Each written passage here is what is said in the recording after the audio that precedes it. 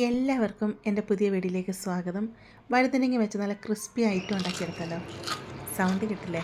നല്ല ക്രിസ്പി ആയിട്ട് വഴുതനങ്ങ വെച്ച് അടിപൊളി സ്നാക്ക് ഉണ്ടാക്കിയെടുക്കാം. കുഞ്ഞുങ്ങൾ സ്കൂൾ വിട്ട് വരുന്ന സമയത്ത് ചൂടോടുകൂടി ഇതുണ്ടാക്കി കൊടുത്തു കഴിഞ്ഞാൽ വഴുതനങ്ങ എന്നവർ പറയില്ല. അത്രയ്ക്ക് ഇഷ്ടത്തോടുകൂടി കഴിച്ചോളും. അതുപോലെ ടേസ്റ്റുള്ള നല്ലൊരു ഐറ്റമാണ് കേട്ടോ. ഉണ്ടാക്കിയെടുക്കാനും വളരെ എളുപ്പമാണ്. നമുക്കിതെങ്ങനെ തയ്യാറാക്കുന്നത് എന്ന് നോക്കാം. അതിനുവേണ്ടി ഞാൻ ഇവിടെ 5 വഴുതനങ്ങയാണ് എടുത്തിരിക്കുന്നത്. ഇതുപോലത്തെ 3 വലിയ വഴുതനങ്ങയും 2 ചെറിയ വഴുതനങ്ങയാണ് എടുത്തിരിക്കുന്നത്. ഞാൻ വയലറ്റ് കളറിലെ വഴുതനങ്ങയാണ് എടുത്തിരിക്കുന്നത്. ഞെടുപ്പോട് കൂടി തന്നെ എടുക്കണം കേട്ടോ. എൻ്റെ ഞെടുപ്പ് മുറിച്ച് കളയരുത് കേട്ടോ. നിങ്ങൾക്ക് ഏത് ടൈപ്പ് വഴുതനങ്ങ വേണമെങ്കിലും എടുക്കാം. വലിയ വഴുതനങ്ങ വേണമെങ്കിൽ എടുക്കാം, ചെറിയ വഴുതനങ്ങ വേണമെങ്കിൽ എടുക്കാം, ഏത് ടൈപ്പ് വേണമെങ്കിലും എടുക്കാമേ. ഇപ്പം ഞാൻ വഴുതനങ്ങയുടെ തൊലിയൊന്ന് ഇതുപോലെ പീല് ചെയ്ത് കളയുന്നുണ്ട്. തൊലിയൊക്കെ പീല് ചെയ്ത് കളഞ്ഞ് നമ്മളിത് എടുക്കുമ്പോഴാണ് നല്ലൊരു ടേസ്റ്റ് വരുന്നത് കേട്ടോ. പിന്നെ നിങ്ങൾ വഴുതനങ്ങ എടുക്കുമ്പോൾ നല്ല ഫ്രഷായിട്ട് വഴുതനങ്ങ എടുക്കണം. 2-3 ദിവസം ഇരുന്ന് അത് വാടിയതാണെങ്കിൽ നമുക്കിതുപോലെ തൊലി പീൽ ചെയ്ത് കളയാനായിട്ട് ഭയങ്കര ബുദ്ധിമുട്ടായിരിക്കും. അതുകൊണ്ട് നല്ല ഫ്രഷായിട്ടുള്ള വഴുതനങ്ങ എടുക്കാൻ ശ്രദ്ധിക്കുക കേട്ടോ.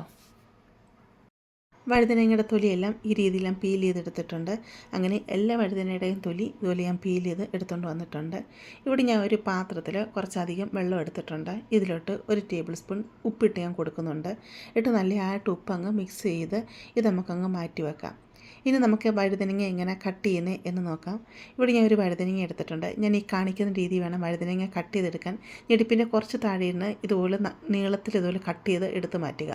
അപ്പോൾ കണ്ടില്ലേ, ഇതുപോലെ ഇതളുകളായിട്ട് നമുക്ക് ഇതുപോലെ മുറിച്ച് കിട്ടും. വഴുതനങ്ങയുടെ വലുപ്പം അനുസരിച്ച് എത്ര പീസുകളാണെങ്കിലും നമുക്കിതുപോലെ മുറിച്ചെടുക്കാവുന്നതാണ്. ഈ വഴുതനങ്ങ മുറിച്ച ഭാഗം മാറ്റിയിട്ട് മുറിക്കാത്ത ഒരു ഭാഗം ഉണ്ടല്ലോ, ആ ഭാഗം വെക്കുക.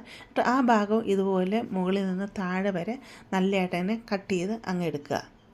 ഈ രീതി വേണം അതും കട്ട് ചെയ്തെടുക്കാൻ. ഞാൻ മുമ്പ് പറഞ്ഞ പോലെ വഴുതനങ്ങയുടെ വലിപ്പം അനുസരിച്ച് നിങ്ങൾക്ക് 3-4 ആയിട്ട് ഇതുപോലെ കട്ട് ചെയ്തെടുക്കാവുന്നതാണ്. അങ്ങനെ വഴുതനങ്ങ കട്ട് ചെയ്തെടുത്തിട്ടുണ്ട്. വഴുതനങ്ങ ഇങ്ങനെ വിടർത്തി നോക്കുമ്പം ഈ രീതിയിലാണ് വഴുതനങ്ങ കിട്ടുന്നത്. കണ്ടില്ലേ, ഇങ്ങനെ ഫ്രഞ്ച് ഫ്രൈസ് പോലെ നമുക്ക് വഴുതനങ്ങ ഈ രീതിയിൽ കിട്ടും. ഈ വഴുതനങ്ങ നമ്മൾ ഉപ്പ് കലക്കി വെച്ചിരിക്കുന്ന വെള്ളമുണ്ടല്ലോ, ആ വെള്ളത്തിലോട്ട് ഇട്ട് കൊടുക്കുക. എന്നിട്ട് നല്ലതായിട്ട് അതിലങ്ങ് മുങ്ങിക്കിടക്കത്തക്ക രീതിയിൽ അങ്ങ് ഇട്ട് കൊടുക്കുക കേട്ടോ. എന്നിട്ട് നമുക്ക് എല്ലാ വഴുതനങ്ങയും ഇതുപോലെ മുറിച്ചെടുത്തുകൊണ്ട് വരാം. എല്ലാ വഴുതനങ്ങയും ഞാൻ ഉപ്പ് വെള്ളത്തിനകത്ത് ഇട്ട് വെച്ചിട്ടുണ്ട്.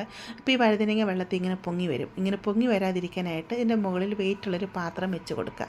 ഒരു 10 മിനിറ്റ് ഇതവിടെ ഇരിക്കട്ടെ. അപ്പോഴത്തേക്കും നമുക്കിതിന് വേണ്ട മസാല റെഡിയാക്കി എടുക്കാം. ഞാൻ ഒരു ബൗളിലോട്ട് 1 ടേബിൾ സ്പൂൺ ഇഞ്ചി വെളുത്തുള്ളി പേസ്റ്റ് ഇട്ട് കൊടുക്കുന്നുണ്ട്. അതുപോലെ 1 ടീസ്പൂൺ കാശ്മീരി ചില്ലി പൗഡറും 1 ടീസ്പൂൺ കുരുമുളക് പൊടിയും ഇട്ട് കൊടുക്കുന്നുണ്ട്.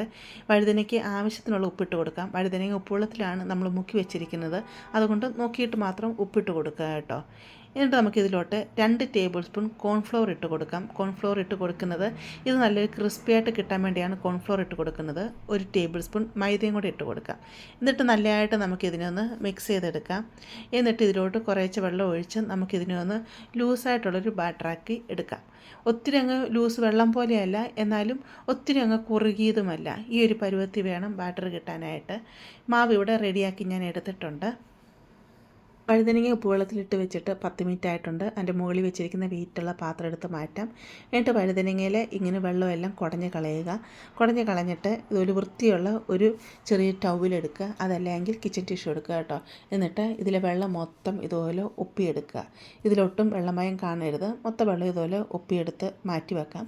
ഞാൻ എല്ലാ വഴുതനങ്ങയും ഇതുപോലെ വെള്ളമെല്ലാം ഒപ്പിയെടുത്ത് ഇതുപോലെ മാറ്റി വെച്ചിട്ടുണ്ട്. വഴുതനങ്ങ എല്ലാവരും റെഡി ആയിട്ടുണ്ട്. അതുപോലെ നമ്മൾ കലക്കി വെച്ചിരിക്കുന്ന മാവ് അതുപോലെ റെഡി ആയിട്ടുണ്ട്. അതുപോലെ കുറച്ച് ബ്രെഡ് ഞാൻ ഇതുപോലെ പൊടിച്ചെടുത്തിട്ടുണ്ട് കേട്ടോ. നിങ്ങൾ ബ്രെഡ് ക്രംസ് എടുത്താലും മതി. ഇനി ഒരു വഴുതനങ്ങ ഇതുപോലെ എടുക്കുക. നമ്മൾ തയ്യാറാക്കി വെച്ചിരിക്കുന്ന മസാലക്കൂട്ടുണ്ടല്ലോ, അത് സ്പൂണും കൊണ്ട് ഇതിലോട്ടിങ്ങനെ ഒഴിച്ചു കൊടുക്കുക. ഒത്തിരി ലൂസും അല്ല, എന്നാൽ ഒത്തിരി കുറുകിയ മസാലയല്ലല്ലോ.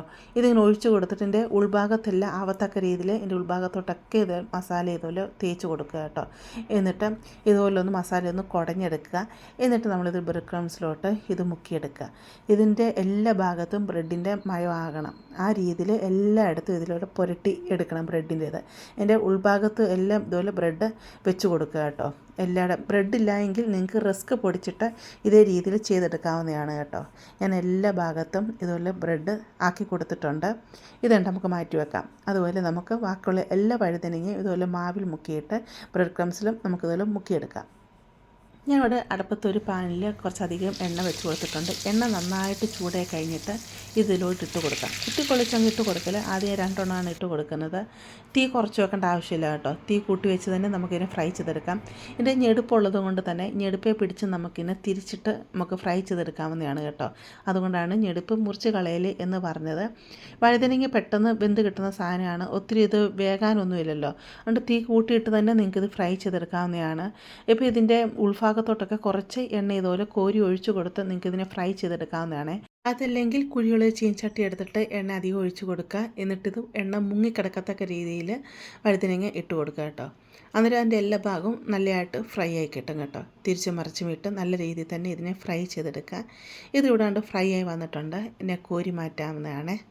ഇത് പിന്നെ ശ്രദ്ധിക്കേണ്ട കാര്യമെന്ന് പറഞ്ഞാൽ എണ്ണ നല്ലതായിട്ട് ചൂടായി കിടന്നിട്ട് വേണം നിങ്ങളിത് ഇട്ട് കൊടുക്കാനായിട്ട്. അതുപോലെ ഇത് കഴിക്കുമ്പോൾ നല്ല ചൂടോടുകൂടി തന്നെ കഴിക്കുക. കാരണം ഇത് സ്കൂൾ വിട്ട് കുഞ്ഞുങ്ങളൊക്കെ വരുമ്പോൾ നേരത്തെ ഇതുണ്ടാക്കി വെച്ച് പണികൾ തീർക്കാം എന്ന് പറഞ്ഞ് നേരത്തെ ഇതുണ്ടാക്കി വെക്കരുത്. വെച്ച് കഴിഞ്ഞാൽ തണുത്ത് പോവും. എന്നാലും പിന്നെ ഇത് കൊള്ളത്തില്ല കേട്ടോ. ഇത് മസാലയൊക്കെ പുരട്ടി വെച്ച് കുഞ്ഞുങ്ങൾ വരുന്ന സമയമാകുമ്പോഴത്തേക്ക് പെട്ടെന്ന് ഇത് ഫ്രൈ ചെയ്ത് എടുത്താൽ മതി കേട്ടോ. കുറച്ച് ടൊമാറ്റോ കെച്ചപ്പോട് ചേർത്ത് കഴിക്കുകയാണെങ്കിൽ സൂപ്പർ ടേസ്റ്റാണ്. കുഞ്ഞുങ്ങൾ ഈ ബ്രിഞ്ചാളാണെന്ന് പറയില്ല, കാരണം അത്രയ്ക്കും ടേസ്റ്റുള്ള സംഭവമാണ്. ഞാൻ ഇതെല്ലാം ഫ്രൈ ചെയ്തെടുത്തിട്ടുണ്ട്. കാണാൻ തന്നെ നല്ല ഭംഗിയില്ലേ. ഫ്രഞ്ച് ഫ്രൈസ് കഴിക്കുന്ന പോലെ ഓരോന്നോരോന്ന് അടർത്തിയെടുത്ത് സോസി മുക്കി കഴിക്കാമെന്ന് പറയുമ്പോൾ നല്ല രസമാണ് കേട്ടോ. നല്ല ടേസ്റ്റുമാണ് കേട്ടോ.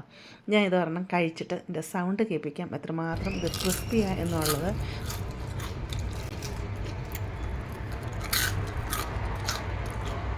കണ്ടില്ലേ, നല്ല ക്രിസ്പിയാണ്, അതുപോലെ നല്ല ടേസ്റ്റുമാണ് കേട്ടോ. ഞാൻ മുമ്പ് പറഞ്ഞ പോലെ ചൂടോടുകൂടി കഴിക്കുക. അതുപോലെ ഇച്ചിരി ടൊമാറ്റോ കെച്ചപ്പൊക്കെ കൂട്ടി കഴിക്കുവാണെങ്കിൽ നല്ല ടേസ്റ്റുമാണ്. അപ്പോൾ നിങ്ങളിത് തയ്യാറാക്കി നോക്കുക. ഇഷ്ടപ്പെടുവാണെങ്കിൽ ചാനലൊന്ന് സബ്സ്ക്രൈബ് ചെയ്ത് സപ്പോർട്ട് ചെയ്യുക. അതുപോലെ ലൈക്ക് ചെയ്യുക. നിങ്ങളുടെ ഫാമിലിയോട്ടോ ഫ്രണ്ട്സിലോട്ടൊക്കെ ഷെയർ ചെയ്ത് കൊടുക്കുക കേട്ടോ. നമുക്കിനി ഒരു പുതിയ വീഡിയോ ആയിട്ട് അടുത്ത ദിവസം കാണാം.